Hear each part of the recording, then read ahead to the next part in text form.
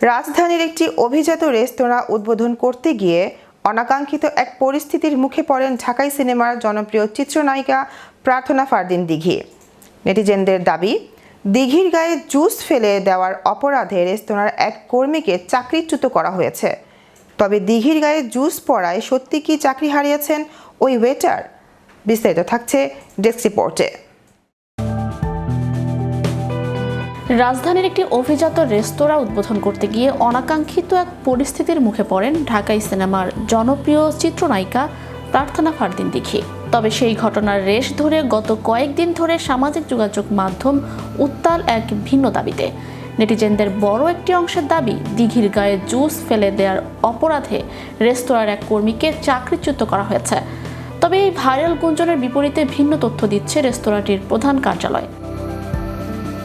ঘটনার সূত্রপাত সম্প্রতি রাজধানীর একটি এলাকায় জনপ্রিয় চেইন রেস্তোরাঁ কাচ্চি ডাইনের একটি নতুন শাখা উদ্বোধন করতে যান দিঘি। উদ্বোধনী আনুষ্ঠানিকতা শেষে খাবার টেবিলে বসেন তিনি।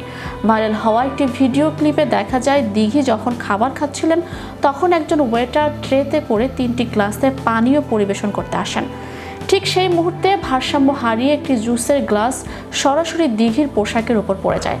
আকস্মিক এই ঘটনায় উপস্থিত সবাই কিছুটা হতচকিত হয়ে পড়েন। দিঘিও প্রাথমিক ধাক্কায় কিছুটা বিচলিত বোধ করলেও পরক্ষণেই নিজেকে সামলে নেন। অন্যদিকে ওই কর্মীর চোখে মুখে ফুটে ওঠে চরম আতঙ্ক ও অনুশোচনা। তাৎক্ষণিকভাবে অন্য সহকর্মীরা এসে পরিষ্কার করার কাজে সাহায্য করেন। ঘটনাটি সেখানেই শেষ হতে পারত, কিন্তু ভিডিওটি সামাজিক যোগাযোগ মাধ্যমে ছড়িয়ে পড়ার পর থেকেই শুরু হয় নতুন বিতর্ক।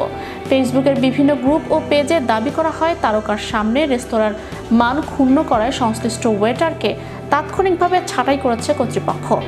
অনেকেই রেস্তোরাঁ কর্তৃপক্ষের এমন কঠোর অবস্থানের নিন্দা জানিয়ে বলেন, এটি একটি দুর্ঘটনা মাত্র, এর জন্য কারো রুজি কেড়ে নেওয়া অমানবিক।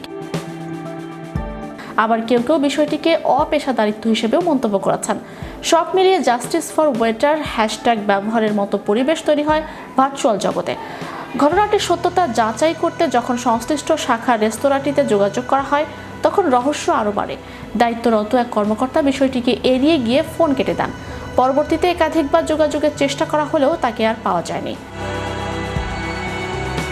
মাঠ পর্যায়ের কর্মকর্তাদের এমন রহস্যময় নীরবতা মূলত সাধারণ মানুষের মনে চাকরিচ্যুতির গুঞ্জনকে আরও জোরালো করে তোলে। সামাজিক যোগাযোগ মাধ্যমের যুগে একটি ছোট ঘটনা কত দ্রুত ভুল ব্যাখ্যায় বিশাল আকার ধারণ করতে পারে, দিঘি এবং কাচ্চি ডাইনের এই ঘটনা তারই বড় প্রমাণ। ম্যাজিক বাংলা টিভি, বিনোদন ডেস্ক।